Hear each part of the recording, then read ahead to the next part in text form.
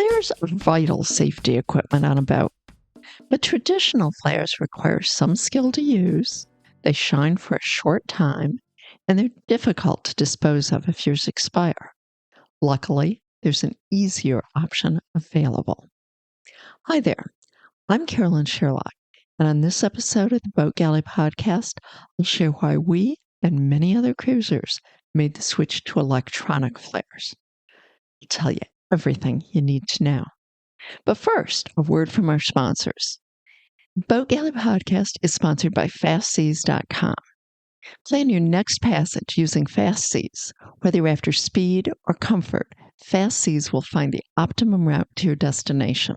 I love it. FastSeas, making weather routing simple. Use coupon code GALLEY for an exclusive 10% discount. Can't believe the electronic flares were first approved 9 years ago. Seems like it was just yesterday. Anyways, I first saw them at the Annapolis Boat Show that year in 2015, and they were approved as a nighttime distress signaling device. This is a huge improvement over the traditional flares that many of us are used to. Problems with traditional flares are legion. If you ever have to use one, there is going to be burning material falling, hopefully in the water, but there's a good chance it can go onto your boat or your life raft, or ouch, onto your hand that's holding the flare. That's potentially going to make a bad situation even worse with a burning boat, a whole life raft, or a serious burned crew member. Flares have expiration dates, meaning that you have to buy new ones every few years and dispose of the old ones. It's gotten to be almost impossible to find anywhere to dispose of old flares. Neither the Coast Guard nor fire departments will take them, and you can't light them off if there isn't an emergency. So we end up carrying more and more flares or illegally disposing of old ones with their toxic chemicals. Further, flares burn for a relatively short amount of time, like a minute or less, and you have a limited number of flares, so you have to light them when you think they have the best chance of being seen. Also, traditional flares can't be shipped by air or taken on airplanes. It's a real problem in an area. If you're in a place where they're not sold and you need to get them shipped to you, brought back with a crew member. A lot of flares are not waterproof, and most traditional flares require training to use safely. But most of us don't get the appropriate training. In fact, it's usually only at a Safety at Sea seminar.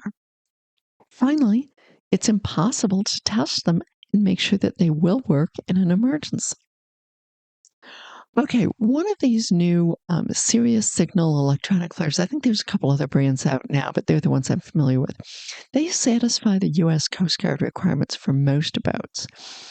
It comes sold with a daytime distress flag, which gives you both night and day required signals in one package. Since flares are the most common reason for boats to fail a Coast Guard inspection, it's nice to know that this will never again be an issue on your boat. The electronic flares, like these Sirius Signal ones, they flash SOS and they are visible for 10 miles. They have an on-off switch. There is nothing burning to harm a boat, a life raft, or a person. They never expire. You buy one once. It's decidedly cheaper in the long run. You never have to worry about disposal. They're fine to carry on airplanes, both shipping and in luggage. They'll operate 60 hours on 3C batteries. You can carry extra batteries for even longer signaling ability. And C batteries are easy to find almost everywhere. They float, they're waterproof, no training is required, you can run it up your mast for even greater height and visibility, and they can be owner tested. To me, it is totally a no-brainer. Now, the included distress flag meets the legal requirement for a daytime signaling device, but they're not that great, really. You may want to have some other device like a dye pack or a rescue streamer to provide a larger target for an airplane or a helicopter to spot. We keep batteries in our electronic flare, and we also carry 3 sets of spares in a waterproof lock and lock container in our ditch bag. I think at that point, you've got 240 hours. That's 10 days of signaling capacity. It is way, way better than just a few minutes. Anyways, that's it for this episode of the Boat Galley Podcast. I hope you learned something, found out about a good bit of gear to have on board your boat. And please, please subscribe so that you never miss an episode. And we love it when you tell your friends about us.